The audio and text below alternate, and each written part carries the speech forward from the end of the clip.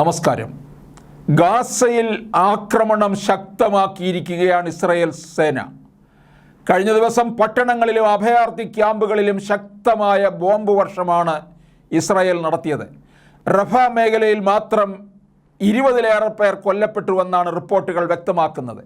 ദക്ഷിണ ഗാസയിലെ റഫായിൽ കുവൈത്തി ആശുപത്രികൾക്ക് സമീപം നടന്ന ആക്രമണത്തിലാണ് 20 പേർ കൊല്ലപ്പെട്ടത്. മേഖലയിൽ ഇരുവിഭാഗവും തമ്മിൽ നേരിട്ടുള്ള ഏറ്റുമുട്ടലാണ് നടക്കുന്നത്.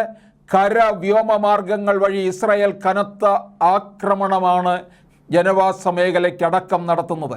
കഴിഞ്ഞ 24 മണിക്കൂറിനുള്ളിൽ മാത്രം 2000 പേർ കൊല്ലപ്പെട്ടതായി ഹമാസ് ആരോഗ്യ മന്ത്രാലയം അറിയിക്കുന്നു.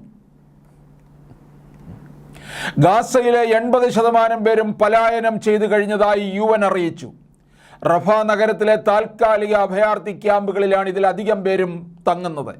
ഈ ക്യാമ്പുകൾക്ക് നേരെയാണ് ഇസ്രായേൽ സേന ഇപ്പോൾ അക്രമം ശക്തമാക്കിയിരിക്കുന്നത്. സംഘർഷം രൂക്ഷമായതിന് പിന്നാലെ റഫ അതിർത്തിക്ക് സമീപം 1 ലക്ഷത്തിനടുപ്പിച്ച് ഗാസ നിവാസികളാണ് എത്തിയിരിക്കുന്നത്.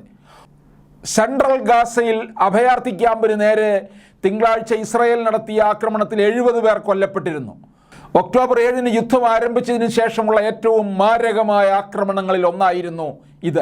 ജനവാസ കേന്ദ്രങ്ങളിലാണ് ഹമാസ് അക്രമികൾ നിലയുറപ്പിച്ചിരിക്കുന്നതെന്നും ജനങ്ങൾക്ക് അപകടമുണ്ടാക്കാത്ത വിധത്തിലുള്ള നടപടികളാണ് തങ്ങൾ സ്വീകരിക്കുന്നതെന്നുമാണ് ഇസ്രായേലിൻ്റെ അവകാശവാദം.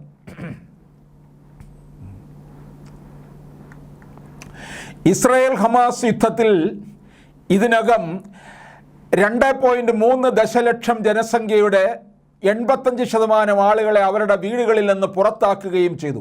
വടക്കൻ ഗാസയുടെ ഭൂരിഭാഗവും യുദ്ധത്തിൽ തകർന്നു. ആഴ്ചകളോളം മേഖലയിൽ ജനവാസം ഇല്ലാതാകുകയും മറ്റു പ്രദേശങ്ങളിൽ നിന്ന് ഒറ്റപ്പെടുകയും ചെയ്തു. ഇസ്രായേൽ ആക്രമണം വ്യാപിപ്പിക്കുന്നതിനാൽ തെക്കൻ മേഖലയിലും സമാനമായ സാഹചര്യം ഉണ്ടാകുമെന്ന് പലരും ഭയപ്പെടുന്നു.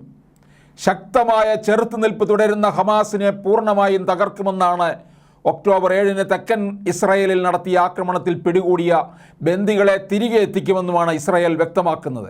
വെടിനിർത്തലിനുള്ള അന്താരാഷ്ട്ര ആഹ്വാനങ്ങളെ ഇസ്രായേൽ ഉദ്യോഗസ്ഥർ പൂർണ്ണമായും തള്ളിക്കളയുകയും ഇത് ഹമാസിൻ്റെ വിജയത്തിന് തുല്യമാണെന്ന് ഇസ്രായേൽ പറയുന്നുണ്ട്.